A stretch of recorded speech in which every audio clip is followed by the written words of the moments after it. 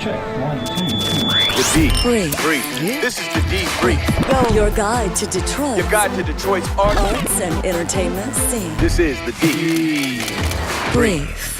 Welcome to the debrief for the week of December 4th, 2017. I am your co-host. My name is Seth Ressler. And I am Mike Jeter. How you doing, sir? I'm doing well, Coming sir. down off that high? You Never. You had a big week last week. I did. I had one of the biggest weeks of my life. This man right here was on Comedy Central. The CC is what we call it in the game. It's good to know in case I'm ever in the game.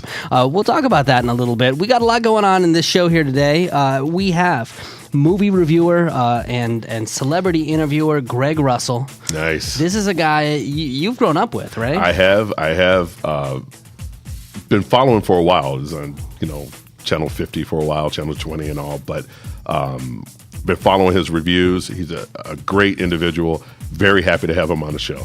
We also have Brett Mercer, local comedian, who's going to tell us about the big time Garbage Fest that they're putting on this weekend. And we have Erin Gavley. She is the owner of El Dorado over in Corktown. And she's going to talk to us about Corktown-a-Glow, big event that is happening this weekend as well. When's the last time you were down in Corktown? Oh, boy. Maybe 3 weeks ago. Oh, okay. It's not that long. No, I like to go down there. There's a lot going on down there. Yeah. There's some cool stuff. Plus, as always, we have everything that's going on in the city of Detroit, from concerts to comedy to movies to plays. All of that. We'll go through it in just a bit. Can't get enough. This is the D Brief. Subscribe in Apple Podcasts or wherever you find your favorite shows. All right, Mike, in case anybody's listening to the podcast for the very first time, they may not know, I am the new guy to town. That you are. I have not lived in You're Detroit. getting better, though. You getting better. I'm trying to learn. You want to fit in when you move to a new place. Mm-hmm. I've been here for about 2 years. But there's a lot of history here in Detroit to learn. A lot. So we do this thing every episode where you give me some homework. And I go and do some research so that I can, it's kind of like I'm cramming about Detroit. So, what did you give me last episode that I need to go research? Well, I asked you to go ahead and look at Belle Isle. Learn some things about Detroit's Belle Isle. Well, what have you learned? I know a bit. I mean, I've been to Belle Isle several times. You can't come here and... Yeah. Everyone's been to Belle Isle. But what have you learned about? All right, I did my homework. Here's what I learned. It was 18th century French colonists who originally, settled in Belle Isle. They actually called it Hog Island. Well, they called it that in French. I don't... I think it's Le Porc de Ile. Ile de Porc. Ile en Cochon, I think it is, Yes. something like that. But then in 1845, it was renamed Belle Isle in honor of Governor Lewis Cass's daughter, Isabel Cass. And then in the 1880s, it was designed as a park by Frederick Law Olmsted. You know who this guy is? Yes. He did another famous park. Central Park. Yes, over in New York City. Very, very good. I read. See? And so I thought that was pretty cool. I had no idea that it was designed by the same guy who designed Central Park. Yeah, and I believe Belle Isle is larger than Central Park in square mileage. Oh, okay. Yeah, It's even though huge. Central Park has all the trees and is super big, but I feel like I've only explored a little bit of it because I always wind up by the fountain. Oh, there's so much to see. Yeah. So 1908, Byron Carter of Carter Car. I thought this was an interesting story. He stopped on Belle Isle to crank up his Cadillac. This is back when they had the hand cranks to start the car, like way back in the day. The crank kicked back and hit him in the jaw. And it eventually led to him getting pneumonia and then dying. So Henry Leland, who was the founder of Cadillac, he vowed he was never going to let this happen again, and so they invented the electric self-starter. And then all the other cars adopted that. That's how we all wound up turning the key and starting our cars. Versus cranking them up. Yeah, aren't you glad? Thank you for your sacrifice, sir. And there was never another death attributed to cars ever again. I have an automatic car starter, so it's evolved quite a bit. Oh, you just have the... You press man, the I will button? not go outside in Michigan. I got to get one of those, man. Yeah. No, I do not have one of those. But anyway, this island park over in the Detroit River has got a lot of stuff, some of which isn't here anymore. So the aquarium closed down, Yes. I guess, in 2005. Is it still there? It's still there. It's just empty. It's just empty. There's the conservatory, Which is there. Yeah, It's open. which I've been there in that. The nature zoo was closed, I guess, back in 2004. They moved over all the animals over to the Detroit Zoo. The boat club, the racetracks come back though, right? Yes, they have the the Grand Prix. Yeah. On Belle Isle, which is pretty awesome. Really, you been? I haven't been, but I've watched it on TV. Oh, okay. But it's pretty awesome that they have it there. That is cool. When the city was in bankruptcy a couple of years ago, the state, I guess, turned it into a state park. Yes. Now you have to pay to get on the island. Before it was free to everyone. You just drive on the island. Right. But now you have to pay to go on. No, I haven't paid to go on, but is that because I have the thing on my license plate? Is that if what you I have did? the state park pass, Yeah. you can get onto any I state. did that at the DMV, or what do they call that here? What do you guys call DMV. it? You do call it. Okay. Yes. I can't It's remember. nothing special here. It's nothing special. It's not French or anything. So I go over there. Okay, so that's what I learned about Belle Isle. Did I Good do job. okay? You That's did not very bad? well. All right. Very well. Now, you always give me homework. I always return the favor by giving you a pop quiz. Here's the way it works. I'm going to give you 3 statements. 2 of them are true. 1 of them is false. I'm ready. And you've got to see if you can identify the false statement. You don't have to tell me now. We'll figure it out at the end of the show. Nice. But here are the 3 statements. Number 1. The fountain on Belle Isle was funded by James Scott, a real estate tycoon who inherited his money from his father and was known for suing business competitors to intimidate them and also for telling off-color jokes. Like Trump? Like Trump. Or Jeffrey Feiger? Jeffrey Feiger. So that's number 1. Number 2. When the Belle Isle Aquarium was closed in 2005, a mistake by a maintenance worker caused nearly 1,000 pounds of curly pond weed to be dumped into Lake St. Clair. I hate that curly pond weed. Yeah, curly pond weed's the worst. I don't think you can smoke the curly pond No, weed. you can't. Maybe next year if the ballot initiative passes. In June of 2013, Metallica produced the Orion. Am I pronouncing that right? Because it's Orion is the constellation, but it's Lake Orion here. So is it the Orion Music and More Festival when Metallica had their festival? I don't know. Either one. All right, either one. Except Orion. What? All right, we'll call it Orion. In June of 2013, Metallica produced the Orion Music and More Festival on Belle Isle, where the band lost millions of dollars. But they did surprise fans with a set on a small stage in which they played their debut album, Kill 'Em All the way through. Whoa. All right, those are 3 very interesting questions. I think I know the answer, though. All right, well, we're going to find out at the end of the show. Welcome to the D. Breathe. Funny stuff. All right, Mike, what's going on in the comedy clubs? All right, Thursday through Sunday, Big Time Garbage Fest. First year of the Big Time Garbage Fest. That will be Thursday through Sunday. It will have Leonard Oates, Kurt Metzger, and Todd Barry. We're going to talk to Brett Mercer, local comedian who's helping put that together in just a little bit. Gives us a little more info on that. On Saturday, we have Brian Regan at the Fox Theater. He's a funny Always dude. funny I guy. love Brian Regan. Clean comedy. The guy is sharp, man. It is, and clean comedy for people who are not comics, that's hard to do. Extremely hard to do. You know, they were saying last week, 2 of the gentlemen here who were on the show with you, I think Jay Bell was the one who was saying it, was saying, you got to be, it's about writing. You got to be funny. You have to be clever. I will say this, even as just a beginning comic, there are a couple of times where I had a joke that didn't quite work, that I would throw a curse word in just to put it over the, Right. over the goal line. You can't do that in clean comedy. No, not at all. You have no room for wiggle. Yeah. That's it. Nick Offerman, speaking of clean comedy, in his full Bush tour, he will be at the Fillmore. I saw Nick Offerman last year.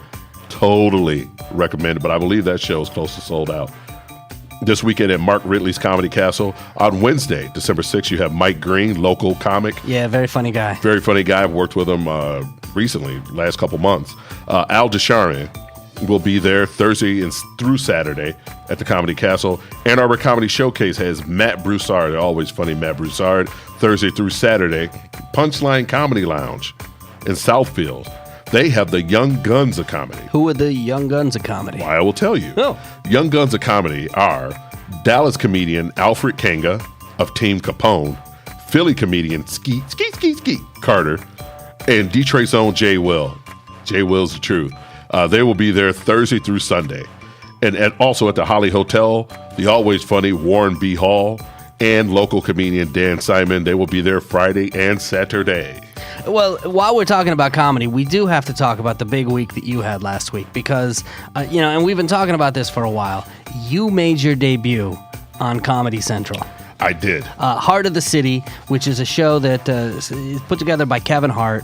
He goes around to different cities and picks out comedians. You were one of the 4 comedians chosen to represent Detroit. I was blessed enough to be one of the 4. I was there at the viewing party Friday. A ton of people came out to support you guys. That's got to be good to feel that kind of love. Man, newspaper articles written about us. Not little ones. No, not little ones. I mean, you got Free both Press and the papers, News and they were big articles. Yeah, man. I was impressed. I might have to have you sign a body part after the show. I realized this weekend that I'm quotable.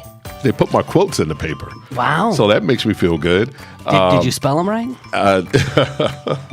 I just copied someone else's and put it in. In all seriousness, what does it feel? I mean, what's going through your head as this is happening? What does it feel? I feel I went on stage Saturday night in Canada, and being a part of that makes you feel validated. So I feel a little bit invincible. I know it's going to come down sooner or later, but for right now, I have all the confidence in the world going on stage. No sweat, no swagger, no second guessing myself. It's been weird. It's been weird, and then all of the attention from all of the people from everywhere. People coming out of woodwork. My Instagram, I have like 100 new friends, and Facebook, I have about 100 new friends. Yeah, you were saying that like booking agents. Booking agent, actors, other comedians. Right. All of a sudden, everybody wants a piece. Yeah, and people from all over the country, wishing me well and like, hey, good job, man, great job. I'm happy for you and all that. And this line of work, it's very rare to have people feel happy for you because they want what you have. Can I tell you something? That was one of the things that amazed me about the viewing party going there is how many local comedians were there. I mean, it was a who's who. Yeah, there were a lot who turned out to support, and you don't always get that in the comedy circle. I mean, like you're saying, sometimes there's jealousy or there's this or there's that. That was really cool that so many people came out to support all you guys and your debut on Comedy Central. And there was a lot of love on social media, too. Oh, yeah. Yeah, I mean, there are a lot of lanes to success in comedy, just like anything else, but the lanes are very small. There are only so many spots you can fill. There are only so many clubs and venues you can work in and all. And to see everyone come out and be like, you know what? You represented us. You represented the city. We're with you. That means everything to me. It meant everything to all 4 of us. So we like to thank everyone that came out, everyone that tried to come out, everyone that wanted to. Thank you all. We appreciate your support and your love. All right, man. Well, enjoy your moment. It's very well deserved. Coming up in just a bit, we're going to talk about the concerts coming to the Detroit area. The D. Breathe. All right, Mike, like I said, you said you've been down to Corktown recently. Yes. I love that area. Absolutely. This is the oldest neighborhood in Detroit. Yes. And this is, of course, where the train station is. And, I like going out there in the summer, seeing all Tiger Stadium. Yeah, all the, plus Mexican Town is close. You go over there for a bite to eat. Si, senor. Yeah, there's a lot going on there. If you haven't been down to Corktown in a while. Why? Yeah, first of all, why? But second of all, this weekend is a great opportunity to go because they're putting together the Corktown-a-Glow. We got an opportunity to talk to Erin Gavley. She is the owner of El Dorado General Store in Corktown. She's also the events coordinator for the Corktown Business Association. And I asked her, what happens at Corktown-a-Glow? Why should people go down? Here's what she said. Starting at noon, we have a free shopping shuttle Nemo's is providing a free bus, and it's going to go all throughout Corktown. So you can stop at a number of our great stores throughout the neighborhood, including Pony Ride and their Holiday Makers Mark, which is really fun, Makers Market. And we're going to have a free photo booth with Santa at 5 p.m. So bring your kids down, or even you can, if you're not a kid, you can still take a picture with Santa. You'll get a free photo, and you can also download the images because they'll be online. And we're going to have a tree lighting ceremony.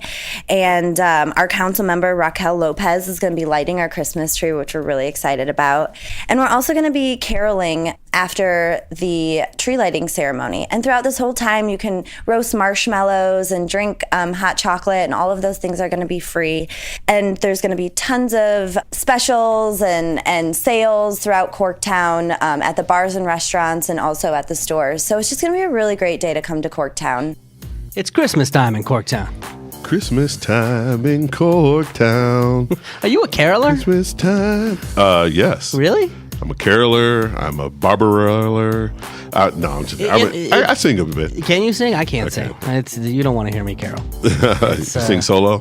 No. Solo, I can't hear you? Is that it? Yeah. That's an old joke. It's not good. Anyway, yeah, so it's Christmas time in Corktown. It's something that you should absolutely and bring the family out. You know, it's a must. Yeah, it's going to be a lot of fun for the kids. Of course, do a good deed while you're there, right? I mean, this is not just an opportunity to go out and have fun with the family, but also to help others in need. There's a charity component to this, and I asked Erin about it. We're asking everyone to bring new unwrapped toys or new or gently used books. We're going to be donating all of that to the Detroit Police Department, and they'll be distributing it to families in need. So that is definitely a key component to our event, is we really want to give back. Now, you know the secret to getting me out is beer. And not just any beer. I need a special brew, right? Like I like to Budweiser. No. No. I like to go into a place and have a beer that I've never had before. Lucky for me, they're actually putting together a special brew just for this event. Batch Brewing is making a special beer just for us called A-Glow, and that'll actually be at Bagley and Trumbull, so you can donate and get a glass of A-Glow beer. I want a beer called A-Glow. Someone's going to go in there and mispronounce it and call it Aglow. Aglow? Doesn't sound right. Let go of my Aglow. Well, look, while we were talking to Erin, we had to know, has she seen Corktown? Because I imagine that's an area that's changed quite a bit over the years. I mean, what's gone on down there that you've seen over the years? They've torn down Tiger Stadium right there, Michigan and Trumbull. Was that the old Tiger Stadium? Was that the main reason to go to Corktown years ago? Oh, of course. Yeah, down there for the bars and so on. Right. But old Tiger Stadium. Used to hang out there religiously. So I asked Erin to tell me a little bit about the changes that are happening in Corktown. Here's what she said. Oh man, it is remarkable the changes that we've seen just in Corktown. I think when I opened, I was definitely one of the first retail spaces that opened since the Tiger Stadium was torn down. And now we probably have had 30 to 40 new businesses just in our neighborhood. And just to put some perspective on that, we have about 1,500 residents in our neighborhood. So we're not a huge community. And that's very impactful, having 30 to 40 new businesses open. And it's not like one business was there and then left and swapped out. They're taking spaces that haven't been used in a very long time and giving them new life. And that's beautiful to see. Now, in the time that I've been in the Detroit area, Corktown's been kind of like a hip, cool neighborhood to go to. Is that it's always the most hipsterish neighborhood in Detroit right now? Is that always been the case? Absolutely not. Oh, really? No. What was Corktown known for? Corktown was, like most of the downtown area, there had some, some issues with buildings and stuff, and things were kind of, yeah. And as new businesses moved in and people moved in and buildings were bought out and taken over and repurposed, now you have Corktown is like happening. Yeah. Great restaurants over there. You have Third Man Records over there. Shinola's over there. So what's going in the old Tiger Stadium? Well, actually, they're building the PAL, Police Athletic League, their baseball diamonds will be over there. Oh. I believe football fields too, if I'm not mistaken. Oh, that'll be cool. But very cool. Well, so we asked Erin, who's coming down to visit Corktown now that it's the hip area? Here's what she said. It's been really interesting over the last almost 4 years, watching who comes down to Detroit, who's like starting to get intrigued, why they're coming down here. I always tell people that this has been an anthropological study. I always ask people, where are you from? Why are you visiting Detroit? While we do have tons of people that come to the store that lived within the city walls of Detroit, when I first opened, we also had extreme tourists, people coming from Australia, Europe. And in fact, El Dorado got a lot of publicity overseas almost before it got press locally. So that was really, really interesting. And it's been really fun to watch how that extreme tourism has led to, people from New York or LA or Toronto or Chicago, like some of these big cities within this, the U.S. or close to, starting to come down and say, I hear something's happening, and that's almost led to some local, some Metro Detroit traffic starting to come down. I feel like it's really great to now see some of our suburbs start to realize Detroit is doing amazing things, and to see that they want to be a part of it is really exciting. I think that's interesting that out-of-state people or even out-of-country people are coming down to Corktown, and then all the people in the suburbs are like, oh wait, where are they all going? Right. That's a weird phenomenon. I think maybe because we're so close to home, people are still holding on to that old, Detroit is kind of in certain areas, or whereas people from outside can see the beauty. Yeah. And see all the boom and the advantage of coming over and taking advantage of those. Well, and we know amenities. The story of this city is getting out, right? I mean, we've seen it recently in the New York Times. We've talked about that. We've talked about, Lonely Planet and a lot of the coverage that's out there. And, I've got a friend coming in this weekend who's really excited because he's heard so much about what's going on in Detroit and the excitement here. And, it definitely feels like a story that the rest of the country's getting. The world already knows. Well, the last thing I asked Erin about, of course, was her store, El Dorado. I said, tell me what that's all about. Here's what she said. So El Dorado it's my little passion project. Sometimes I call it an art project and less of a brick and mortar store. But my boyfriend and I recently turned our van into a tiny home, so we travel to get all of the things for the store. He's a nature photographer, so it works out perfectly. We're always in the middle of nowhere, which is where they have the best hidden trinkets and treasures, and then we bring them back to Detroit. You can find locally made goods here, candles, jewelry, fragrances, and then we have a lot of vintage items, clothing, household goods. I love crystals and tarot cards, so that's a little of what we carry. All right, well, if you want to check out Corktown-a-Glow, it is happening this Saturday, December 9th, from 1 to 7 p.m., of course, just in Corktown. Just head on over, especially if you haven't been there in a while. I think it's time get to out go. there. Yeah, go check it out. Go see what's going on. In just a little bit, we talked about Tiger Stadium not being there anymore. There is another sports complex that... Sad. It was not there anymore, though. It took them a couple of tries to get rid of it. We'll talk about that in a minute. This is the D.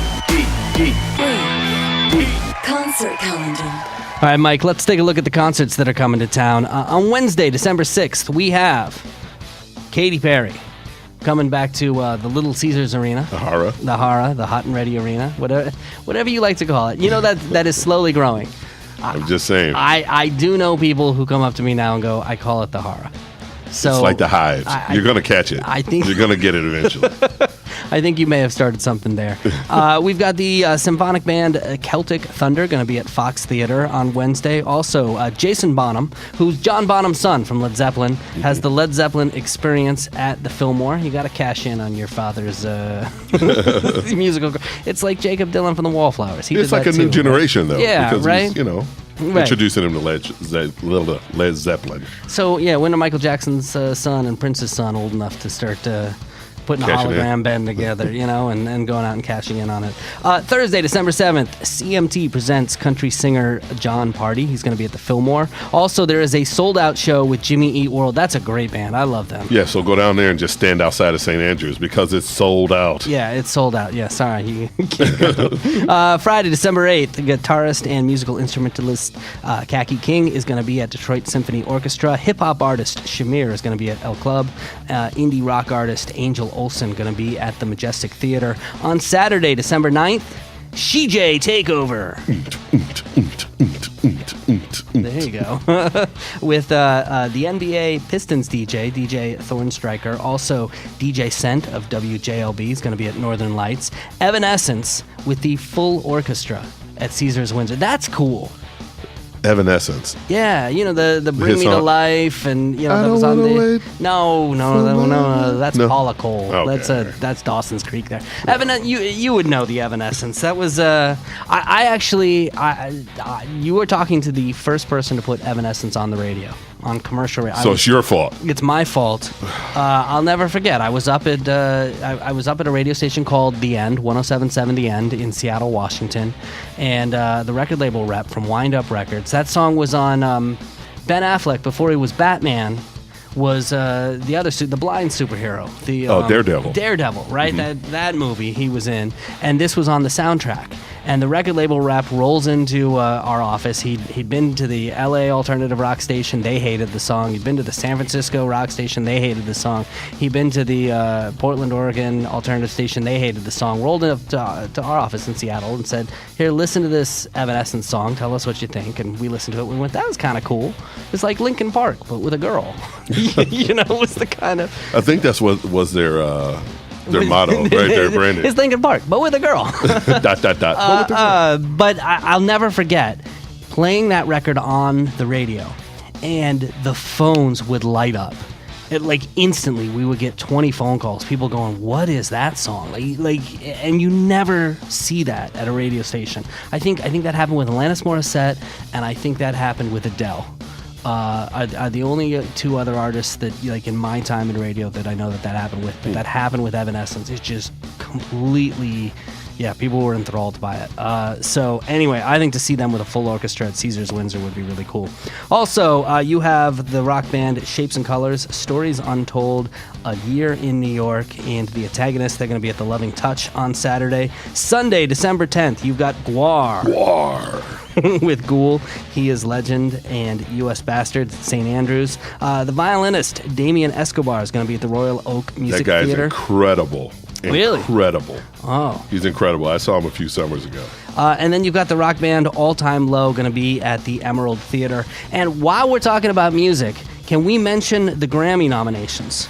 Because I don't know if a lot of people know this, but the Detroit Symphony Orchestra was nominated for 2 Grammys for the album Copland Symphony No. 3, 3 Latin American Sketches. They were nominated for Best Orchestral Performance and also for Classical Producer of the Year for Blanton Alspaugh. Now, Deserves a round of applause. That does deserve it. By the way, TSO is pretty kick-ass. yeah, and Blanton, this is not his first go-round, all right? He's been nominated 19 times. He's got 6 wins. So, definitely, that's another one of Almost those things. 33%. Yeah, that's pretty good. It's not bad. So if you haven't seen the Detroit Symphony Orchestra in a while, it might be time to go check them out. January 28th is when the Grammys are happening. In just a little bit, we'll talk about what's on stage in the theaters around town. Brief. Want more? Text the word Detroit to the number 444-999. Let me tell you something. I am so glad that I slept in on Sunday. Because I was going to get up and go see some history, go see them blow up this Pontiac Silverdome. Right, the end of an era. They were supposed to blow this up. Yeah. And I don't know what happened, but it didn't. Well, the company that they hired was led by one, I think is W.E. Coyote. Oh, yeah. And he had some Acme dynamite. And it was supposed to go boom, and it went. Yeah, right. It does It feel was a like dud. that. I mean, you see the video. It's, I think they scared some birds. That's about it. Well, I'm so glad I didn't go over there. So first of all, how do you screw this up? I mean, they're saying it was a cut wire or something didn't happen. Do we know? Did somebody sneak in the middle of the night? And I don't know. Everything's speculation for right now. But that's a good thing to say. Company that put the explosives on the outside of the building or the inside of the building. Right. Yeah, someone cut the wire. Yeah, that's it. Even though you have security all around who it. wants to be the guy who's got to then go in after the explosion goes off and has to rewire it and I'm not doing that. Well, you don't have anything to worry about because it already went. Psh. Yeah, but who knows whether It literally went. Psh. Yeah. You just like making that sound. I do like making that sound.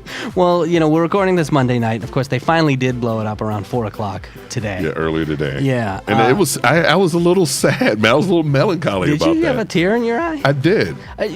Talk to me about your favorite. Because this was gone before I ever came to the area. Well, we talked last week about Barry Sanders. Yes. I made you do some research on it. Yeah. And the day he broke 2,000 yards, which is a rare feat. I believe there are only 4 running backs in the NFL history that's done that. And I ate bear chili at a tailgate earlier that day. I went in against the Jets. I was in the end zone, the corner of the end zone that he ran his big long run to break 2,000. And it was emotional. I still have the ticket stub at home. So that was one of my greatest memories there. But we used to go and watch the Pistons play there, and they would put a giant curtain up to block half, because the stadium set 82,000 people. So they would block half of the stadium and put the basketball court together at one end of the field. And we watched the Pistons play, I believe, the Atlanta Hawks. They beat them. Then we moved to the other side of the stadium to watch a concert after the game that had Chuck Berry and Three Dogs Night. Wow. Yeah, because I didn't know who the heck Three Dog Nights was. Oh, yeah. Jeremiah was a bullfrog. Yeah, but we watched them, and it was pretty cool as a kid. That is pretty cool. I mean, there were some great concerts there. I mean, I've been reading about it. Yeah. Led Zeppelin played there. Yeah. With the original Bonham, not the kid Bonham. Yes, yes. We had our only football championship, in 50, 60 years, the Michigan Panthers. They played there for a couple years in the USFL. We had the Detroit Express indoor soccer team play there. WrestleMania 3, 93,000 people witnessed Hulk Hogan slamming Andre the Giant at the Pontiac Silverdome. That's a big deal. And the Pope, he was there, largest mass. Did he get slammed by Hulk Hogan? Yes, he was at WrestleMania, Seth. I would love to see that. He was his wrestling name was the Pontificator, and he was pontificating all over the place. No, he held a mass there, John Paul. Yeah, and it was the largest mass at the time. I think it was a record for the largest mass. That must have been a big deal here. I mean, this city must have been. This city was crazy. In 1987, that was the year I graduated high school. I just remember the buzz around it. And he was a rock star pope. I mean, not every pope's a rock star. He was a rock star pope. He was. Yeah. He was. So. Yeah, but this whole city was it was crazy. When they shut it down, could you go in and get seats or anything like that as paraphernalia? Did they sort of auction the stuff off? That, I believe that they did. You didn't get a choice of which seat you got or seats you got, but you could get a piece of the stadium. Absolutely, and the turf, if I'm not mistaken. And then it just sat there for years. There was a push to get an international soccer team here, right? And I think they played 1 or 2 games. Someone bought the stadium for dirt cheap, $170,000. It was ridiculous at the time. It's still ridiculous today, but someone bought the stadium. They had a drive-in theater on the outside. They tried to do soccer on the inside. It didn't work out. The roof collapsed, and then it turned into the world's largest bird bath. Basically, you couldn't go in. People would go in, and once again, it's a worn building, so it was ruin porn. They would go in and ride bikes, motorcycle, through there and record all of that. There's video on YouTube of that. If you just type in a Silverdome and BMX or something like that. So it's been in disrepair for a long time, and it's sad, man. It's sad to see it get toppled like that. Well, I'm dying to see what they're going to put there because that's a hot corner. Yeah. 59 and 75 is close by. That's a hot corner. well, rest in peace, Silverdome, and R.I.P. Thanks for well, I don't have any memories, but thanks for all of Mike's memories. Hey, and by the way, you mentioned soccer. Speaking of soccer, Yes. There's a possibility that there may be soccer coming to Detroit. So What? we'll talk about that in just a bit. This is the Deep Brief. On stage. All right, Mike, let's take a look at what's going on in the theaters around town. We have at the Detroit Rep the Rich Rubin comedy, Swimming Upstream. The Downriver Actors Guild has, see what I did there? Swimming Upstream, Downriver. Yeah. That was clever, wasn't I it? think that's what they call it, clever, or just coincidence. Coincidence, maybe. The Downriver Actors Guild has Annie. Eastern Michigan University has the lighthearted comedy Harvey. On Sunday, December 10th, you can check out Neil Berg's Broadway Holiday at Fox Theater. Also on Sunday, December 10th, you've got A Very Electric Christmas over at the Music Hall. Stagecrafters in Royal Oak has Elf, the Musical Junior opening. Nice. Which I didn't know that the first Elf movie got together with a lady elf and produced a kid play, but I guess they did. Wayne State's Bonstell Theater has A Christmas Carol. It's getting to be that time of year.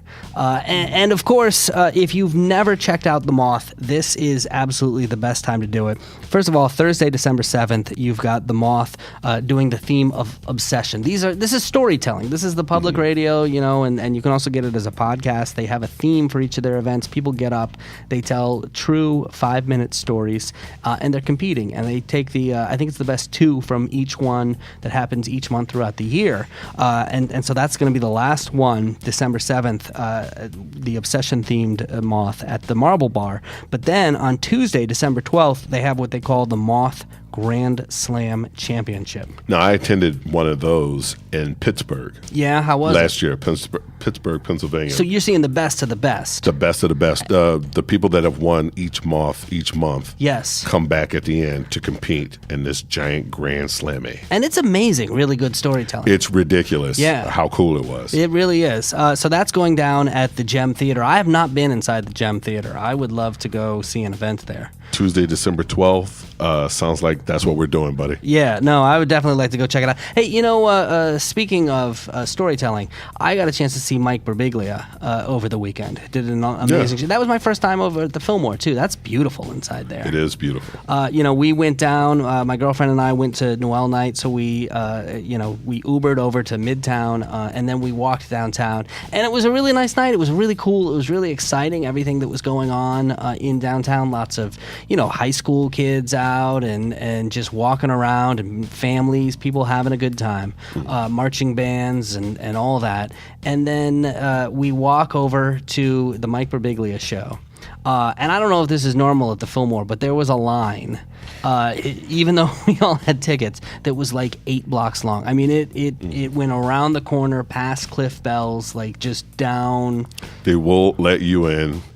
They won't let you in until they have to let you in. Is that normal for? It's normal at the Fillmore. Wow. It's normal at not necessarily at the Fox, but the Fillmore for sure. It was weird. I wasn't expecting that. But then we come back out and we walk back up to Midtown, and there's lots of cop cars and everything going on because there was some trouble at Noel night this year. Yeah, there was a shooting down there. Yeah, there were 4 teenagers who apparently got shot, and they're all okay. They're all in stable condition, but the cops are now saying, and we're just learning about what's going on. I mean, there may be more developments by the time you actually listen to this podcast, but they've got a 16-year-old boy that, and they're saying that this was all over a football game. Over a football game. What, I mean...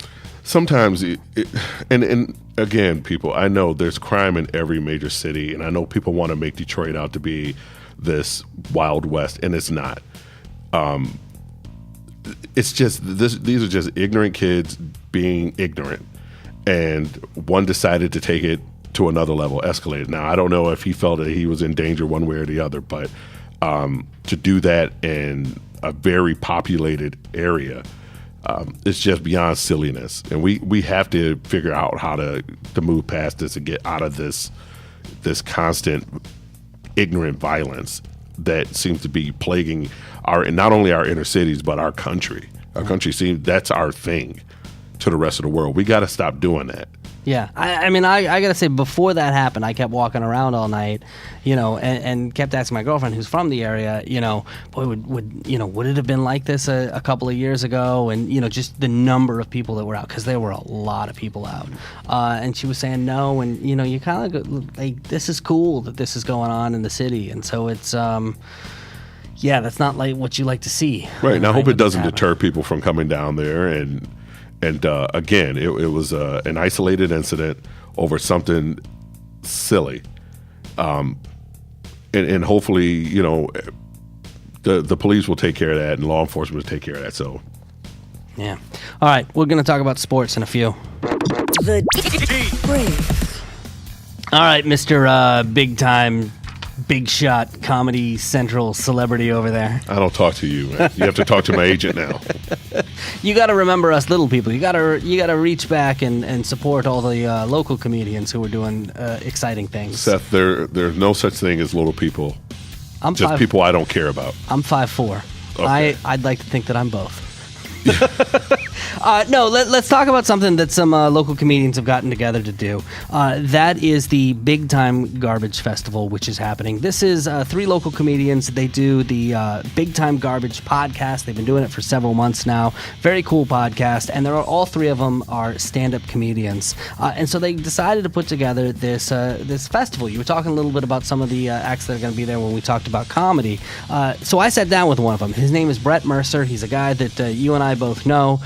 Very funny dude who's been working his way for years through the local comedy scene. And so I asked Brett, what is this all about? Tell me about the Big Time Garbage Fest, which is happening for the first time this year. Here's what he said. Big Time Garbage Festival is a 4-day comedy festival around Hamtramck and Detroit. We've got Leonard Oots, Kurt Metzger, and Todd Barry coming through as our headliners. We're doing a bunch of local showcases surrounding that too, and it was organized by a big team of people, but primarily it's named after our podcast, Big Time Garbage, which is myself, Blaine Hill, and Ray Hollifield. And we're all stand-up comics, and we all have like a different perspective on things. So we talk about the news, current events, and relate that to comedy. Now, you know Blaine and Ray as well, right? I do. I know all 3 gentlemen. Because they, Ray puts together a regular show. Yes, Ray and Laura's... was it Ray and Laura's comedy? I forget the full but they name. put it together, and it's also at Smalls and Hamtramck. I don't know if people realize how much comedy is actually going on in the city of Detroit, but there's quite a bit. Like every night of the week, you can go out and you can see different comedy shows. I mean, I didn't know till I started dabbling in comedy, and we put this website together called DetroitComedyScene.com to kind of list all the different things that were going on, because there are so many nights, and some of them are open mics where you don't know what you're going to get. They're in unique places too. You know, you have Chucky Fenster that's over at the recycling center. I believe that's in Corktown. Yep. You have the Nightcap open mic over in Grosse Pointe. Yeah, you used to run that, right? I started it. It's my baby, but I had to let it go because I'm becoming a big time comedian. I know how it is. I think they call me upper echelon. Right. I think that's French for great. There's Detroit Comedy Underground, which Detroit happens. Comedy Underground on Sunday nights. That's awesome. And some not that far away, in Lansing and stuff, but there are a lot of great places to do comedy in the Detroit metropolitan area. So, well, one of them is called Cinema Roast Crunch, and this happens on a regular basis here in Detroit. And they're doing a special version of the Cinema Roast Crunch at the Big Time Garbage Festival. Here's what Brett said about it. Cinema Roast Crunch is a show hosted by Brett Hayden. He shows a movie, and then he has comics come up and riff on it. It's kind of like Mystery Science Theater 3000. It's one of my favorite shows to do around here. It's like a specialty show that we're putting on the festival. That's going to be Sunday night at, I believe, 9 o'clock at Sellerman's in Hazel Park. Yeah, so they're taking over a number of different venues, doing a number of different things. In addition to the big headliners that are going to be there, they're launching a number of different shows, including one brand new show that they're going to launch for the first time. So this doesn't exist yet. They're going to use this festival to launch this new regular comedy show. Brett told me about that one. On Sunday at 6 p.m. at the Trumbleplex in Detroit, is the start of a brand new show called Quick's Queer and Women Comedy Showcase. That's hosted by Kai Quicks. She's a newer comic who's using that space to showcase comedic voices, women, LGBT, people of color, things like that. So, in order to add more voices to the comedy community.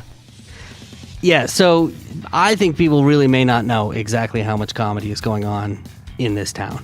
Comedy, people from all walks of life, all ages. It's amazing. It's amazing. And this is outside of the comedy clubs, the traditional comedy clubs. Well, there used to be Joey's here, right? And Right. there used to be, like, the circuit has changed over the years. You hear that when you talk to older comics about how you came up years Right. ago versus now it's a lot of bar shows or a lot of these shows put together in unusual spaces, not traditional. And the big comedy boom in the 80s with all of the comedy clubs, most of those clubs are gone. So people are starting to find newer and more inventive ways to put on shows, quality comedy shows. And some of them are way cool, man. Right. I mean, way cool spots. There's Prankus, right? Which Bart Dangus Dangus puts together, which is this weird show that they do on a regular basis where they encourage heckling and they do weird stuff to kind of throw off the comics. Right. Or the jingle that Heather J. that we Yep. had on a few weeks ago out at the Punchline Comedy Club in Southfield, where the crowd doesn't like you, they jingle their keys, but it's to teach newer comics, younger comics, that when you go into a club setting, how you carry yourself, how you deal with heckling, Yeah. become a better comic. Because That intimidates me. I'm not going to lie. That scares me a bit. But it's one thing to be able to tell jokes. It's a Right. whole nother thing to be able to handle ridicule as you're trying to tell your jokes. So I find it to be a great idea. You know, one of the coolest rooms I've been to is They Say. That does a regular room, regular kind of open mic. And it's, as a comic, you don't always like to do these open mics that are not just comedy, that are also music or poetry or spoken word, that kind of stuff. They Say is all of that. But there's just something about the way that it's done. I mean, they basically have a house funk band in there. Well, because my boy Jay Bell and his beautiful wife run that. Yeah, that's why. Jay Bell of Heart of the City 2 fame. So, and the first time I went and played that room, it was just such a welcoming atmosphere, and it was so much fun to go do. So, if you want an introduction to this world of comedy, to the people who, I mean, yes, you've got your Mark Ridley's Comedy Castle and your Ann Arbor Showcase and those regular clubs, which are fantastic to go to. But if you want to get guys who are not quite there yet, who are up on their way out, go check out some of these shows with the big time Garbage Fest, because there's a lot of shows in the locals. But then again, they've also got the big headliners as well. So I asked Brett who was headlining the show, and he told me about the 3 headliners he's got. Yep. So Leonard Oots he's a comic. He's been on Gotham Comedy Live. He's been on Conan a couple times, and also he was in Master of None. Yeah, so that's going to be Thursday night. Friday night is the headliner is Kurt Metzger. Kurt Metzger is a hilarious comic from New York. He's bringing along Annie Letterman. He's one of the hosts of the Race Wars podcast. He's also like an Emmy Award-winning writer. He was the writer on Inside Amy Schumer. Yeah, just a all-around hilarious guy. We had him. He came through Smalls not too long ago with Barry Crimmins, and that was one of the best stand-up shows I've ever seen in my life. And then the next night on Saturday is Todd Barry. Todd Barry is like a New York staple. He's been doing comedy for about 30 years. You've seen him all over the place. He's been on Letterman a whole bunch. You'll recognize the guy if you see him. Right now he's on tour with his crowd work tour. So he's not doing material. He's really just riffing off of the crowd. He had a special on Netflix not too long ago that was taped on his last crowd work tour. So that'll be a special, unique event. That's a skill right there. It's a high skill, and I love Todd Barry. Yeah. He's one of the more experienced comedians that I really, really, really admire. Him, Tom Papa, the Huge. Yeah. in that realm. But to be able to do an entire show of just crowd work. Just riffing. Crowd work means you're just interacting with the audience. That's all. You ask questions. He asks questions. He gets feedback, and he uses that to create a set. And I saw his movie on Netflix, and his special rather on Netflix. It was impressive. Yeah. Like, I could never do that. I have no sense of even trying. No, I couldn't either. That's pretty amazing. So go check it out. Big Time Garbage Fest is December 7th through the 10th. You can find all the details over at bigtimegarbagefest.com. Coming up in just a bit, the city of Detroit is looking to set a Guinness World Record. We'll talk about that next. The Deep Breeze. The Deep Breeze. Sports Report. Mike, talk to me about sports. This Wednesday, the Pistons will take on the Milwaukee Bucks in Milwaukee, and then they'll be at home for 3 games against the Golden State Warriors, the Boston Celtics, and the Denver Nuggets. Now, this is the only chance to see the Golden State Warriors here in Michigan, right? That is true. They're a Western Conference. They only dip in once, so if you need to go see them, you need to go see them this Friday. Better get on that. Our Red Wings, losers of their last 7, hope to turn it around. They have a 4-game homestand this week, starting with the St. Louis Blues and the Florida Panthers. Are we optimistic? Well, they have a few days off. They don't play again until Saturday, so against the Blues. Get some sleep, guys. Yeah, man. Rest up. No binge watching Yeah, Netflix. drink some Sunny D or something. Yeah. That might help. Let's go to MSU, their basketball team. After competing in the Big Ten ACC Challenge, which they did very well, they'll be kicking off their Big Ten schedule. The Spartans will slow things down for all the lovers and backward skaters by bringing in Southern Utah. To do some slow jams? Yeah, for a little love tap on Saturday. Because they have a week off before they play again. So they play Saturday, give a little Southern Utah a little tappity tap, and then boot them on out of here, and then they kick their feet up. Maybe they kick their feet up with the Red Wings. That's what they could do. MSU football got some good news. They will be playing in the Holiday Bowl on December 28th. Holiday Bowl. The Holiday Bowl. That sounds very politically correct. Yes. You know, I remember a time in this country when we called it the Christmas Bowl. It was What happened? never How come called- what's the war on the bowl? It was never once called the Christmas Bowl. Was Seth. it a Kwanzaa Bowl? It's always a Holiday Bowl in San Diego. The number 18 MSU football Spartans. They'll be taking on the number 21 Washington State Cougars. Let's go to U of M. U of M, the Wolverines welcome the UCLA Bruins and the Texas Longhorns to the Chrysler Center. That's on Saturday and Tuesday, respectively. The U of M football team, unranked, lucked out and got a January 1st game, which used to be a bigger deal, but still, they got a January 1st game. It tends to be a bigger payout on those games. They're playing in the Outback Bowl down in Tampa against the unranked South Carolina Gamecocks. So you have 2 unranked teams playing in the January 1st Bowl, and MSU and Washington State, which are 2 ranked teams, they play on December 28th. All right. I hope that they all fly down to Tampa and just boo South Carolina and U of M. But I'm just kidding. I hope they don't do that. Detroit Lions, 4 games left. They're still battling for a playoff spot. We need a win here, right? We need a win. They took it on the chin against Baltimore Ravens. The Ravens stomped a mud hole in them, as they would say down south, 44-20 or 23 or whatever. I don't care. It doesn't matter. They lost badly, people. They should have won that game. The Lions need to win all 4 of their remaining games to even have a hope of reaching the playoffs. Well, there's some better news when it comes to the world of soccer, right? That is true. That is true. Detroit, one of the 4 finalists for a professional soccer team. Nice. Yeah. Who are we going up against? Cincinnati. Come on. We can beat Cincinnati. Yeah. We can take them. Yeah. Nashville. Ooh, that's a cool town. That is a cool town. Whatever, man. I mean, it's not Detroit cool, but it's a cool town. What's their soccer team name going to be? The Yalls? The Nashville Yalls?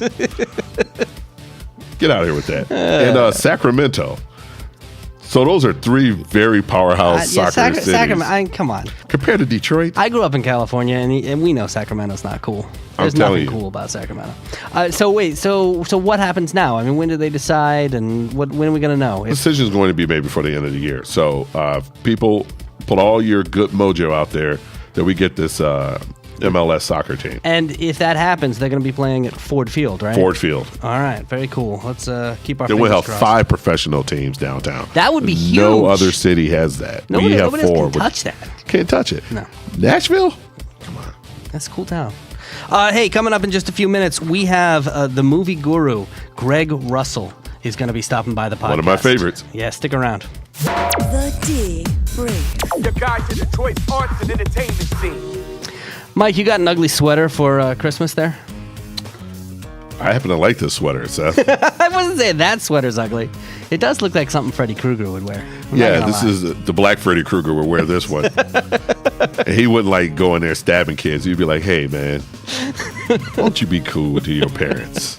Well, look, Detroit is trying to set a Guinness World Record. It's happening on Saturday, December 9th at Beacon Park, which is at the corner of Cass and Grand River. It's a new park in Detroit.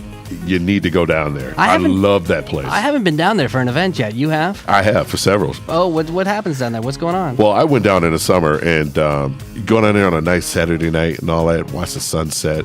They have a little bocce area set up. It's all AstroTurf. Yeah, I've seen it. I walked through it, but I haven't. And they have little vendors there. You can get drinks and food and stuff, and you can play giant Connect Four and all of that jazz. But they also have a little stage on the backside of the park where they have a DJ playing basically most of the afternoon.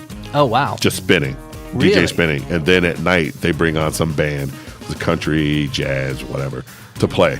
Oh, that's cool. So it's a lovely place for families, a great place for lovers, for all the lovers, and the backward skaters.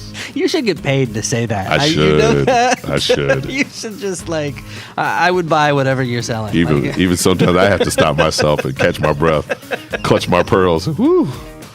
Well, look, got the vapors. Here's what's happening this Saturday. They're trying to set a Guinness World Record for the most people with ugly sweaters. The current record is 3,473 people wearing ugly sweaters. That record was set in Lawrence, Kansas. Figures. On December 19th, 2015. I don't think Lawrence, Kansas is in the running for a Major League Soccer team.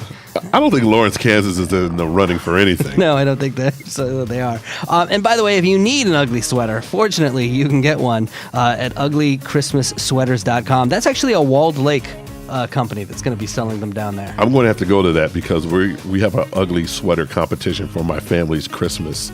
Really? Yeah, this year. This is the first time we've ever done it. We've never done this before, which officially pushes us out of the African American class. Yeah, I think you're a what? crew. You're beige. Blackish. Blackish. I think. No. It's an ugly sweater. So yeah, I don't know. Yeah, and we're going to break the record because there's at least 4,000 people in my family. Yes, I know. So we're going to break whatever record they set. So have you got yours picked out? Do you know what your... No, but I'm going to go to ChristmasSweaters.com and look it up. uglychristmassweaters.com. Yeah, I'm all over it. Support local business. There you go. Absolutely. In just a minute, we'll talk about the movies coming to town with none other than Greg Russell. This is the Deep Brief. On stage. All right, we've got a very special guest live in studio with us this week. He is a movie reviewer and a celebrity interviewer for Live in the D on WDIV. Also, he has a show, Movie Show Plus, which airs statewide, both in Michigan and in Indiana on the Comcast CN network. And every Friday morning, you can hear him with Paul W. Smith on WJR AM 760. Thursday afternoons, you can hear him with Guy Gordon. Man, you get around. I try. Greg Russell, welcome to the show. Thank you so much. Glad to be here. Oh, it's exciting to have you here. Yes, it is, man. I'm a fan. I'm a big fan. All right, Been watching Mike. this guy for years. So yeah, did you grow up watching, this guy talk about movies? I always hate when people say that. I grew up watching you. It's like, come on, man. Really? But I did kind of grow up watching you. So That's fine. That's fine.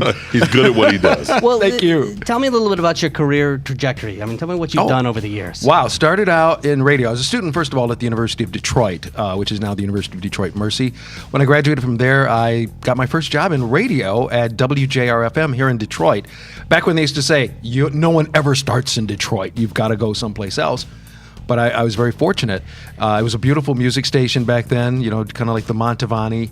Every blue moon, you'd get a Johnny Mathis. You thought it was cool because it Right. had vocals. So worked there, and then after that, places like WOMC, WNIC, WCSX, WCXI, WDFN, MXD, WHND. Wow, you get around. I've had every W, just about. Jeez. And how do you wind up interviewing? Because that's your job, right? Right. You go out and talk to celebrities. Like Yeah. you're hanging out with George Clooney or whoever it is, talking to them about their latest movie. How did you wind up doing that? Well, actually, the whole idea came about 16 years ago. I had always been in TV and radio. I was working at the time at Channel 20 when they were the WB. Oh, yes. And I would do their news breaks and other, different shows for them. Almost to make a long story short, on September the 6th, 2001, my father passed away. And I was the first grandkid on my mom's side to lose a parent. And I don't know if you guys have, but it's just the weirdest feeling, your first parent, and when something like that happens. And of course, 5 days later was September the 11th, which changed everyone's life. Well, all during that time, I just wasn't feeling well. I couldn't walk from here to where you are, Mike, and you're not even maybe 3 to 4 feet away without being out of breath. What had happened was I had a massive pulmonary embolism. And when I went to the hospital, the doctor told me, she said, somebody's got better plans for you because you should have been dead a week ago. Oh, wow. No Wait, reason. and you didn't even know? I mean, No. Because Wow. you just kind of think, okay, you don't exercise. You and your buddies, you drink, you smoke cigarettes. And our only exercise was golf. And you know what that is. You get in the cart, you drive to the ball, hit the ball, get back in the cart and go. So, It's my kind of sport. yes. So, But, just after that whole, life-changing experience as well as everything else that happened, it was like, you know what, it's time to start doing something that I want to do, something that I like. And it's like, what do you know? I know television. What do you love? You love movies. So came up with the idea while recuperating in the hospital. wait, so you're the only guy I know who has a near-death experience and says, I need to spend more time watching movies and television. It's not usually what happens. Right. Well, I mean, it's paid off. You're a member of the Critics' Choice Awards. Correct. Tell me what that involves. Well, we are basically the number 3 movie award group that's out there. Of course, the Academy Awards are number 1, then the Golden Globes, and then us. Yep. And our award show is going to be on the CW network in January of this year. And just like everybody else, we're now part of the awards season. I've been voting for the past 4 or 5 days. I'm a member of several other groups as well. Just so you can get everything in. Then we'll do our final votes in about a week. And then we just have to wait for the award show to find out who actually won.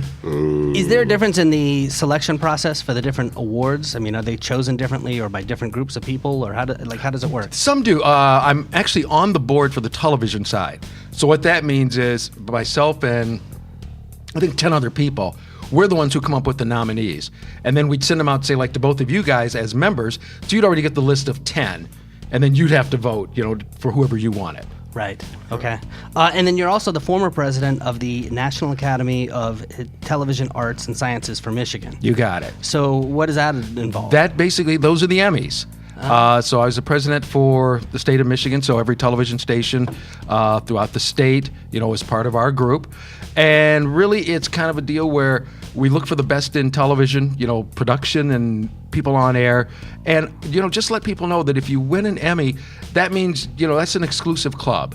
So, do your best, get the best product out there that you can. Plus, also, we vote for people in other states. Because a lot of times people will come up and go, I didn't win an Emmy. How come you guys didn't vote for me? And it's like, we don't vote for you. Like people in New Mexico or New York will vote for people of Michigan. Oh, I see. Yeah, because they don't want it where you're going, oh, that's the guy over Channel 2 and I work at Channel 4. He ain't getting nothing. you all draw states at the beginning of the year. You're like, oh, I got Utah. Well, that's not too bad. You only get one tape. So or worse yet, South Dakota or something. Not that I have anything in South Dakota. I'm No, just there's saying. not that there's anything wrong with that. No. Does it get harder because we're seeing more and more guys who are in the television business that Netflix and, Right. and Hulu and Amazon Prime, and what does that mean for? It just means, like you said, it's growing, but it definitely is changing. Because now even when we get our screeners, which I've been getting for the past month, and for those who don't know what screeners are, I'll get movies and TV series sent to my home on a disc, and some even before they come out in the theater. But this year, especially for the television side, I'm getting these big stacks, like you said, from Netflix, Hulu, Amazon, You know, Something's happened in the last couple. I mean, it used to be a couple of years ago. You'd go watch TV, and everybody had watched Lost or had watched Right. ER. You know, you could talk about a show. I go to parties now and talk about what we're watching on TV, and I'm hearing about shows that I've never heard of. Oh, yeah. You know what I mean? And, Yeah. And so you get all of these things sent to your home. Do you have like a big movie watching night? We do. Popcorn it up and all? well, what my wife and I do, because we have friends and family who, you know, they always know, hey, right. it's the movie season, isn't it? Justice League is out, you know? Like, Yes, yeah. And Wonder Woman and Thor and this. It's like, okay, bring over a hot dish and whatever, you know, my favorite beverage is, along Right. with my wife's, and that's your entrance fee. I want Right. this job. Yeah, right. But what about in the summer? In the summer, are you ever like, oh, I just want to go outside? Yeah. Of course, we have an outdoor movie. Oh, of course you do. Hold on, that deserves a fist bump. That's a fist bump, ladies and gentlemen. All right, Greg. Well, I'm hanging out with him. Yes, you can, Mike. Sounds good. Stick around because I want to know a little bit about some of the celebrities that are here from the Michigan area. So hang out with us for a little bit. You will got it. This is the deep. This is the deep brief. Deep. This is the deep brief. All right, Mike. Well, it only seems fitting that we should talk about the movies coming out in the theaters. Yeah, so. I think we should. I, Tanya, the one that you've been waiting for. I'm excited about this. Margot Robbie. This is the one about Tanya Harding and About the Tanya whole, Harding, you know, right. the thing. So that happened here. Right, happened here in Detroit. I was a news reporter at that time for what was then Fox 50, and I remember the morning I went in, they said, "Hey, this girl got her leg clubbed down at Cobo Arena. Go down and check it out." Well, things weren't the way they are now with social media, where I could easily just go on my phone and go, Nancy Kerrigan, Tanya Harding, pictures come up. We had no clue on what they look like or what either of them look like. So we're down there, we're shooting every girl on the ice, figuring, Are you Tanya? Are you Tanya? are you her? Are you her? But it was just a strange time, you know, with that going on, because it was like this whole big espionage, you know, feel about it. And the one good part is, because that especially was back when Detroit was always getting blamed for everything. Right. No one blamed Detroit on that. It was kind of like, no, this isn't one of their Well, things. it's like whenever you watch the news, you go, okay, please don't let that be us. Please don't let that be. Right. And he's like, oh, good. I'm glad people did that. Right. So that's how we watch news in Detroit. It's like, that wasn't a black person that went down there and clubbed her in the knee. First of all, it was ice. We don't deal with ice. We're not going to be too much. Water in any form, really. It's just how Only it ice is. we like is in a drink. But go ahead. Anyway, I tell you, got a 92% on Yeah. Rotten Tomatoes. Let me ask you, do you look at Rotten Tomatoes? Like, what has Rotten Tomatoes done for your business? Well, actually, yeah, it's kind of set this bar now where, like you said, there's some movies when they immediately come out, if they've got a low rating, people are going, oh, I'm not going to go see it because Rotten Tomatoes gave it a whatever, a 5. Or if they give it like a 9 or 10, like The Disaster Artist. Yeah. You know, I think that one got a 9 or 10. Lady Bird, I think, is the movie that's received the highest like ever. 90, no, it got 100%. Something, yeah. 100%. Well, from them. do you feel pressure based on what's going on Rotten Tomatoes? Do you know what's like in the background before you see a movie? How it's This doing? is Greg Russell. He has no pressure. I mean, you know. No, but like you said, no, I don't have really any pressure. A lot of times I go in without even knowing. I just want to watch. And then also I'll give like an honest opinion, but I don't try to sway you either which way. I I do like that. I do want to know about this. I don't know if movie critics in like Detroit or in Michigan, do you guys know each other? Do you all hang out? Oh, like Lee Thomas, who works over at Fox too. He's actually one of my better friends. So there's one I want to ask about, Armand White, because there was a film that I loved called Get Out. Yes. And he was like the only He's the guy only one. to give it a negative review. Oh, really? Yeah. Knocked him down to a 98 Right. on Rotten Tomatoes. There's some people who believe in the smell of their own upper lip. If you know what I mean. Shots fired. No, I'm just kidding. I'm just kidding. No, because the one thing that I always say, I mean, it's even like, I was always a big DC comic fan growing up. And I still remember when my brother Cliff defected to Marvel, and I didn't talk to him for like a week. But, so I always kind of hope, DC does well.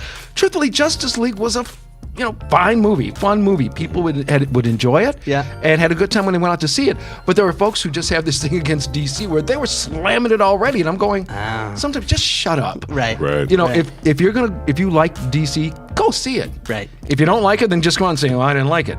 But if you liked it, come on and say, hey, that was fun. I always have that opinion when I go to the movies. I'll go and watch what I want to watch and then gauge my opinion. Because I always recount the story. My buddy wanted to go see a movie. This was years and years ago. And I'm like, it sounds stupid. I don't want to see it. I just don't. And we double dated and went out to see. And I was like, this is one of the funnier movies I've ever seen. It was Ace Ventura: Pet Detective. Oh, wow. Right. I was like, this is going to be garbage. It sounds like Right. garbage, but it was a great movie. See, I do like to read all the reviews after I've seen a movie Yeah. to see who I agree with and who are there critics that you have agreed with over time or that have influenced you in what you do. I think like a lot of folks, growing up with Roger, Ebert and Roper and things like that, that's where you kind of thought, okay, maybe I can make a business out of this. And, you just have to look at how, they're breaking down the movie, how they're checking it out and what they're looking for. And so, that was a groundbreaking show when it came out. Oh, yeah. Right? Yeah. Oh, yeah. Because truthfully, now they couldn't do a show like that, or no one no. would want to do it. Two guys sitting in a movie theater alone. Not in Hollywood. Yeah, no. But like you said, that No was, touchy. Right. Right. That was We're the whole not touching special that one. thing. Right. Cool. What else we got, Mike? Okay, we also have Just Getting Started. That's starring Morgan Freeman, Tommy Lee Jones, and Rene Russo. It's about a guy who's kind of like, Morgan Freeman. He's kind of like the God, or smooth is that guy, typecasting? right, of this resort and all that. And he kind of has a little affection for Rene Russo, and Tommy Lee Jones comes in with his cowboy swagger to just completely block him from. It's a movie about us, is what it is. Well, right? basically, basically. You were just out in L.A. talking to these guys. Right, I was with them over the weekend with Morgan Freeman and Rene Russo. Oh, wow. About this movie. And I even kind of used a line going along with something you both just said. I opened up all my questioning with both of them about no matter how old we get, we never leave 8th grade. Never. I mean, Never. Those two guys had the biggest, throwing contest in the world. Who could throw mine's further than yours? Oh, no, it's not, type deal. At this point, I mean, these are guys who have been in movie after movie after movie, and you've been doing this for years. How many times do you run into these guys over the years? I've run into Morgan enough where I walk in the room and he knows who I am. He does. Yeah, I mean, Yeah. he's like, hey, man, how you doing? Good to see you. Greg Russell. All right, who has a better voice? The original God. Okay, all right. He does. One of these days I'll play that. But he's great. And actually, Rene Russo, I love her to death. And she's one of the other reasons I got into doing this, because no joke, there was one time I was at home and I watched it on TV and Lee Thomas was interviewing her for some movie. And I was going, Lee Thomas is talking to Rene Russo? Oh, I got to get into doing this. Oh, wow. Because Right. I want to talk to Rene Russo. Nice. And nice. Yeah, I would. Goal accomplished. There you go. Absolutely. Achievement unlocked, as the children say. Okay, another movie, The Rape of Reese Taylor. It got a 90% on Rotten Tomatoes, a very serious movie about a young black mother in 1944 Alabama. She was raped by 6 white boys. And the NAACP sent its chief rape investigator, Rosa Parks, down, who rallied support and triggered an unprecedented outcry for justice. That's interesting. I mean, the only story, obviously, you hear about Rosa Parks is the bus over Right. and over, and I didn't know what else she did beyond that. I mean, so that's... I'm right there with you. I mean, this is honestly news to me, and that's great to know. I'm just surprised it's not coming out in February. Oh, right. And then you go, oh, that happened. All right. All right. Also, at the main art, I'm just being salty right now. December, making us go out in the cold to watch this. The Main Art Theater in Royal Oak has The Disaster Artist, 3 billboards outside of Ebbing, Missouri. What do you think about that movie? I think it's really good. Okay. It's, just this I'm whole going to go interesting see thing. it. And Woody Harrelson. Can you believe that the guy we used to watch on Cheers we thought was the Playing dim-witted adult. Right. Oh, dummy absolutely. has become truly one of the best actors of our time? Yeah. I love his work. I do too. And I loved Cheers. I mean, I grew up on Cheers. Mm-hmm. And, Really? Yeah. Planet of the Apes. Did you like that? No, I did. The last one? I did. Did you like did him not, as you the didn't last like the one? last one? I like Woody, very serious. I like Woody's performance, but then also a movie he did called The Glass Castle that came out this year. Yes. He did an excellent job in that. I can't say, but I may have voted for him for that. Okay. In one of the groups. All right, I was going to ask Don't you know. about that. We'll talk about that. The Man Who Invented Christmas, Novitate, Loving Vincent, and Midnight Friday Beetlejuice. I love that. All film. right. That's what's so cool That's about the a main great art in Royal Oak. Every Friday night, a midnight showing of some cool old movie. But Beetlejuice, this midnight Friday. Well, and that's a guy who fell off the planet after Batman. Michael Keaton, yeah. I mean, and I love him. I loved Birdman when that came out Oh, 3 yeah. years ago, and Resurrected his career. Yeah, it did. It was absolutely fantastic. Talk a little bit about the main art theater over in Royal Oak. It's one of those I remember as a kid, your parents would take you there, say like on a Saturday afternoon. That was back during the time when you could be maybe 10, 11, or 12. They could just leave you. Yes. Just, I'll be back when I know Santa Claus Invades Mars is off. Okay, Right. Mom. Here's your 25 cents. All right, popping and popcorn. And yeah, I just still like seeing movies there because it just gives you that great feeling of, being a kid again. Because it's that old-fashioned looking theater. And like you said, the best part about a place like that is they can just kind of go, we want to show A Hard Day's Night next week. Fine, let's put it on. Right. And they will get the crowd out there. They can pull some of these more obscure movies where the bigger chains, of course, they are, dealing with the studio, so they've kind of got to go along with whatever's coming out, whatever's new. I remember seeing movies like that. Like the first time I saw Casablanca, it was an yeah. art house film like that, and I'm so glad that was the way Absolutely. I first saw that film. Right. Yeah. So. I love that movie. Oh, love that movie. Okay, at the Maple Theater and Kitchen in Bloomfield, we have Last Flag Flying, Lady Bird, 3 billboards outside of Ebbing, Missouri is there as well, and Dust to Glory. At the Redford Theater, 2 cool Christmas movies. Elf is going to be there, in the Polar Express Nice. all right. this weekend. I haven't been to the Redford Theater. Tell me about It's another that. one. It's another nice old neighborhood theater. It's bigger, than the main. But yeah, you can go there and see all these great movies. Plus, I love it when they bring like the past celebrities in.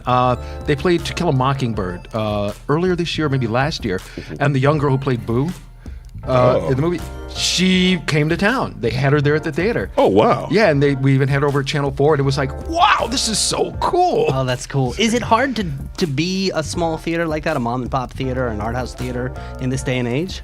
Probably. I mean, I wouldn't doubt that there are, a lot of obstacles because most people do. They want to go out and see, like you said, the Justice League or the Avengers and all like Transformers, that. 17. But then And basically those couch chairs now, Yeah. or bed chairs. I do like yeah. those. Feet up, head back.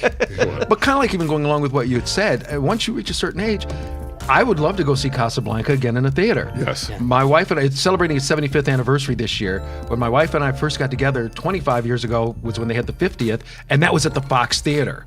So she and I went to that, and that was just so cool just to watch choice. Casablanca there. Nice. This is the deep. Detroit This is the deep. Brave. All right, we're here with Greg Russell. Greg, we're so excited to have you here. I'm so happy to be here myself. The movie guy, man. He is. I mean, and again, all the different places that you're talking about movies. I mean, talk to me a little bit about some of the Detroit celebrities that we've run into over the years. I mean, like, I'm a big Bruce Campbell fan. I just saw the musical based on The Evil Dead earlier this fall. And you know him from back in the day, right? Right. He and I shot a TV pilot together when we were both in our 20s. So I don't want to say how many years ago that was, but called Classic Car Magazine. And it's very funny. I think you can even find it on YouTube. If you look at both of us, we look like we were on some type of drug because we were both so skinny. I think we both had like 30-inch waist or 28-inch waist. I had, an afro. Now I've got an infro. And, just... But it was a lot of fun. And I just remember... I met him and Sam Raimi and a bunch of that whole group at that same time. In fact, Sam did another movie originally entitled The XYZ Murders, but now it's called Crime Wave, if you find it out there anywhere. And I was in that movie. But I don't have a speaking role, but I should have been credited as back of head guy because I was on set every day. And one day I'd be wearing a suit and you just see the back of my head at a desk. Next day I'd be wearing a suit. You'd see me behind the counter. Next day I'm wearing a suit. I'm, in an office. Does that get you in the union? Actually, I am in SAG. But, Oh, you are? Yeah, but I didn't get in because of that. Because they were going, no, back ahead categories. Yeah, We're really. sorry. All right, let me ask you about some others then. Kristen Bell, who I love. I love Veronica Mars. I love her new television show that's out now with Ted Dan. That show's Yeah. funny. Good Place. Good Place. That show's hilarious. She's an absolute sweetheart. Like I said, born and raised here. Her dad, Tom Bell, is actually a former news director, I think even at Channel 2, and also for a lot of the radio stations like WWJ back in the day, because my brother Cliff worked for him, for a while. So I think he's out in Utah now. But yeah, she was born and raised here, grew up in Huntington Woods, and everybody I know claims to have been her babysitter. Another guy that I'm a fan of, and this is a guy he kind of like Woody Harrelson, who when you first saw him in like Dumb and Dumber or something, you were not fully aware of how much he could do. His opening monologue in Newsroom on HBO, the greatest. Oh my God, Jeff Daniels, of course. Is that a guy you've met Jeff several times, and it's so funny that you brought up that monologue from the show. I was talking with Jeff 2 years ago at the Toronto Film Festival, and we were talking about the program. That was actually the very first scene they ever shot for that show. Oh. And he said they knew that scene was either going to make or break the show. Well, obviously, it made the show. Oh, absolutely. I was coaching a high school speech and debate team at the time, and I remember bringing that monologue in and like breaking it down line by line. I mean, it was that good as to here's what an amazing. Do you have a whistle? And yeah. Oh, absolutely. A little stopwatch and the whole nine yards. Yes. Take a salt tablet. A little short coach's shorts. All right, team. Mike and I are both comedians, so we obviously want to know about the comedy guys. Tim Allen. I always tell people I started out, I wanted to be a comedian at one point in my life.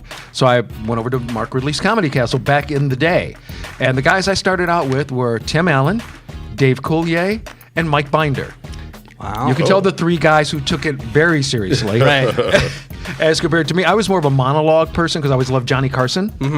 But it was great to see, like with Tim Allen, just his growth from becoming an open mic night guy to all of a sudden becoming the headliner guy, to then having his HBO specials, and then still coming back to Detroit.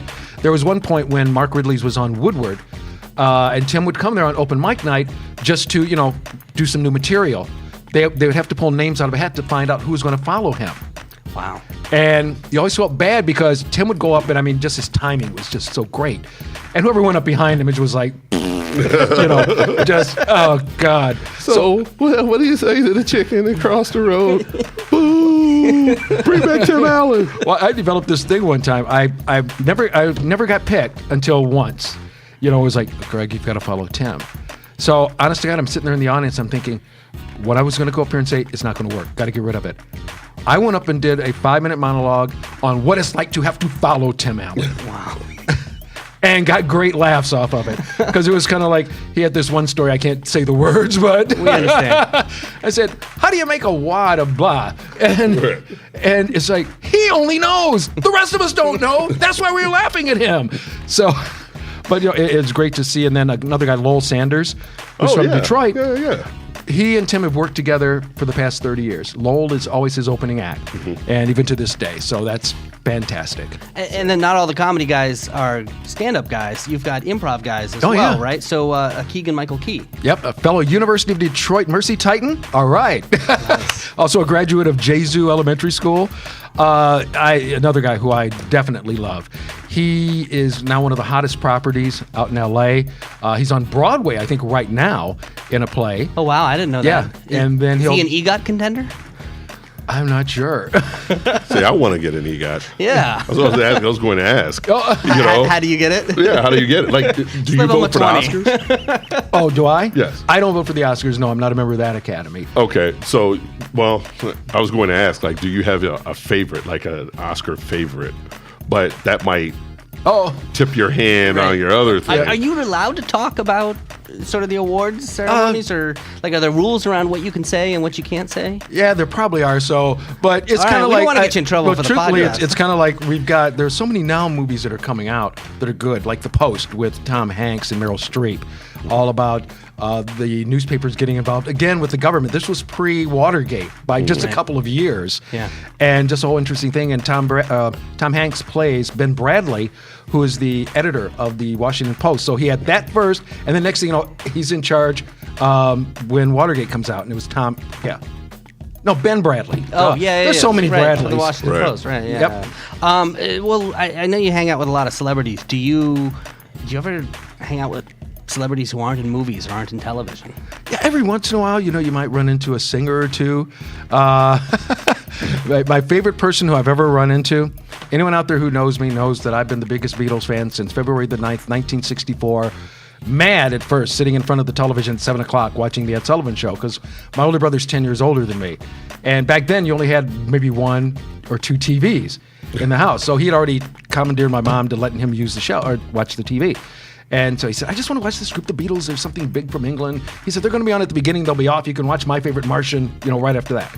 So I sat there, and I just remember Ed Sullivan, and now, ladies and gentlemen, here they are, the Beatles. Close your eyes. And I just sat there, and I was just so amazed because if you look at that picture today, you're just kind of going, huh? Right. But they were such a drastic, different look out of anything else that was out there. Because you had Elvis, who had like the bigger collared shirt, always played like the acoustic guitar, had his hair quiffed back with the waterfall and the DA. Well, here they are. I remember they were saying, they've got hair like girls. And you look at it now and it's like, No. Right. But I just love their music, and that's been my group forever. Well, a couple of years back, I knew Paul McCartney was going to be at the Critics' Choice Awards. And this was back when they used to tell you that you couldn't take pictures at award shows. That's why we all love Ellen for doing that thing at the Academy Awards a few years back. So my wife didn't go. She told me, hey, take one of your friends who works at one of the hotels we always stay at, who always gives you a nice room. So I told my friend, and so she was more than happy to go. So at first she's going, you're going to have to meet him. And is it okay to drop some names? Yeah. Okay. Yeah. We had a great table. Honest to goodness, Meryl Streep was sitting next to me. Wow. We're doing elbows. The table up on my right was the Inglourious Bastard table. So you had Quentin Tarantino and Brad Pitt and that whole group doing shots. And then over here, you had George Clooney in the Up in the Air table. And then on the other side was the group from Star Trek from the first movie, or the first reboot movie. Right, yeah. But right in between, I could see Paul McCartney. And I kept thinking, okay. So my friend Emma's going, you got to go over and say something and take a picture. I'm going, well, they told us not to take pictures. I don't want to get kicked out of the group. So finally, during one of the breaks, I get up and I'm walking over. And in my mind, it's like, okay, you're 20 feet from Paul McCartney. You're 10 feet from Paul McCartney. You're 5 feet from Paul McCartney. You can't turn away now. You're in his tractor beam. He'll think that you're some type of weirdo and get you arrested. I went over and just tapped him on the shoulder. I said, hi, Mr. McCartney. I don't mean to bother you, but I just had to come over and say hi. You've been, the biggest inspiration to me ever. He's going, oh, thank you so much. What's your name? I said, Greg Russell from Detroit. Detroit! Motown! It was like, whoa, this is so cool. And then they ring this little bell when it's time for people to sit down. So, we did the handshake, put his hand on my shoulder. I said, nice meeting you. I said, nice meeting you. I walked back to that table. I was 5'8". I was so tall. Yeah. And during the next break, we noticed that this other girl, Kelly, who's in our group, was getting her picture taken with him. Kelly at the time was in her 20s, and my friend went, you've forgotten more about this guy than she'll ever know. Next break, you're going back over there. So next break comes up. We go over. He's got this big crowd around him. So I finally get up close, tap him on the shoulder. He kind of turns around looking like a little, just tired. But he looks and he goes, oh, hey, Motown, what's going on? I said, can I take a picture with you? And he said, are you kidding? Come here. He puts his arm around me, and I'll give you the picture if you want to put it on your website. Yeah? He's That'd got be his dope, fist yeah. under my chin because he's going, this guy from Detroit, he's been taking my women away from me for years. And I'm going, Paul McCartney said I'm taking away his women. I love this. So I'm walking back, and one last name drop. There's a tap on my shoulder. I turn out, and it's Matt Damon, who I've been interviewing for years. And he just goes, that was the greatest thing I've ever seen. And we kind of just hopped around with each other like 8th grade girls. But greatest night of my life. That picture, I had it blown up. I had it over my fireplace. Wife came home, got ticked because our wedding picture was down. I don't understand. I always think that's amazing to hear from the guys who hang out with celebrities all the time. To still be starstruck. To still be and- starstruck and impressed, yeah. Well, Greg Russell, thank you so much for taking Absolutely, the time. man. Thank you This is guys. awesome. This was Yeah. a blast. Yeah. Can I come back again? Absolutely. Anytime you want. You have an right. open invitation. Come on back. And I want to let people know they can find you on Live on the DNW DIV. You've got the Movie Show Plus, which is airing statewide on the Comcast CN network. Every Friday morning, you're on with Paul W. Smith, and every Thursday afternoon with Guy Gordon. That's both of those over at WJR. Yeah, thanks so much. Anytime you want to come. All right. Thanks so Had a much. blast. This is the D. Breathe. All right, Mike, there it is. Another show. Woohoo! They go quick, don't they? Man, as quick as blowing up the Pontiac Silverdome. They go quick. I'm not sure you do. All right, look, we got to say thank you to our guests. We had Greg Russell. This man knows everything about movies. He knows everybody who's Everything. from here. I mean, we were just rattling off. He even knew the movie that I was in. I was in a movie. What movie were you in? It was a very small, like, student project, but he even knew it. Wow. I was like, geez, Greg Russell? What are you, some kind of wizard? Did you have some IMDb credit or something there? Yeah, I do have a few. Do you really? Yeah. Oh, I'm going to have to look you up. I'm going to have to see if you're somebody I should hang out with. So Greg Russell, movie wizard. Yes. That's his new name. Thanks to him for stopping by. Also, Brett Mercer of the Big Time Garbage Fest. Go check that out. Support local comedy. Aaron Gavley of Corktown-a-Glow. Also, if you haven't been to Corktown in a while, this is the weekend to go. We want to say thanks to Renacato, Jag, and James Clausen for helping us put together the show. By the way, you can subscribe to the show wherever you find podcasts, whether it's Apple Podcasts, whether it's Google Play Music or Stitcher. Spotify is making a big move in the podcasting space these days. You might want to go listen to this podcast on Spotify. Wherever you do listen to it, please leave a review. That helps other people find the show. Plus, just to make your life easier, we have introduced a brand new mobile app. We are all about making your life easier. That's why we do this show. Yeah. You don't even have to look through the papers. You can just listen to this. Right, on your way to work. So you can find that. We have both an Apple version and an Android version. If you want to follow us on social media, we are The Debrief Detroit on Facebook, at The Debrief on Twitter, and The Debrief on Instagram. We got some cool photos up there on Instagram as well, too. We got some shots from Noel Night that, I was there. And shout out to our photographer. Me. Seth Reisler. Yeah, that's me. By the way, if you're a local venue or you put together events here in the Detroit area and you want to let us know, you can send announcements to press@thedebriefdetroit.com. Feel free to add us to your press release list. Of course, we've got on the website everything that we talked about in the show. That is over at thedebriefdetroit.com. While you're there, sign up for our email list, and every Tuesday we'll just email you a list of everything that's going on in the area. You can also text the word Detroit to 444-999. That's a lot of ways for people to get in touch with us. Again, we're making your lives easier, people. Yeah, we are not hard to find. All right, in every show, you give me homework and I return the favor with a pop quiz. The homework you gave me last episode was to find out about Belle Isle. Because, of course, I'm the new guy here in town. I don't know a lot. And I did it. I did my homework. I thought I did a good job. And I'm now going to give you your pop quiz, right? Here's the way this works. 3 statements. 2 of them are true. 1 of them is false. And you've got to tell me which one is false. Are you ready? I am ready. All right. Statement number 1. The fountain on Belle Isle was funded by James Scott, a real estate tycoon who inherited his money from his father and was known for suing his business competitors to intimidate them and for telling off-color stories. Number 2. When the Belle Isle Aquarium was closed in 2005, a mistake by a maintenance worker caused nearly 1,000 pounds of curly pond weed to be dumped into Lake St. Clair. And number 3. In June of 2013, Metallica produced the Orion Music and More Festival on Belle Isle, where the band lost millions of dollars. But they did surprise fans with a set on a small stage in which they played their debut album, Kill 'Em All the way through. Okay.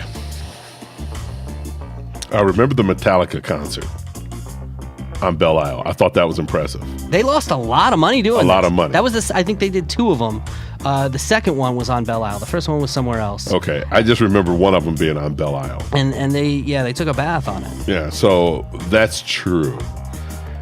I never trust someone with 2 first names. So James Scott, that seems a little fishy to me. So since the other one was about curly pondweed, which I happen to think is very funny, I'm going to go with James Scott as being the false. You're going to say that the false one is the fountain on Belle Isle was Yes. funded by James Scott, who sounds an awful lot like a certain president we all know.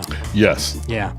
No, that one is true. What? Yeah. No, so James Scott is who the fountain is named after, and there's a statue of him there and everything. He was a real estate tycoon, and nobody liked him. He had no heirs, he had no children, he had nobody to leave the money to, so he left the money to the city of Detroit. And he said, you got to build a fountain and put a statue of me over there. So, no, that one is actually true. The false one was the Belle Isle Aquarium. It was closed in 2005, but there was no maintenance worker who dumped curly pondweed, which is a thing. Curly pondweed's a thing, but no, they didn't empty it out. I'll ask my supplier. No, I'm kidding, people. Look, so that's today's pop quiz. You have some homework for me for next week? Sir, I do. Because I'm still heartbroken over the beloved Pontiac Silverdome being imploded today. Let's talk about another stadium that was knocked down. The beloved Tiger Stadium. Yeah. There's a lot of history there, man. Michigan this is and the Trumbull. one over in Corktown, right? Yes, but there's one thing in particular. I want you to find some history about it, but I also want you to find out one thing in particular about one Reggie Jackson. He did something that no other person has done at that stadium. All right. I'll find out what it is, and I'll come back and I'll give you a report. We'll do it next time. Thanks for listening. The Debrief. Your guide to Detroit's arts and entertainment scene.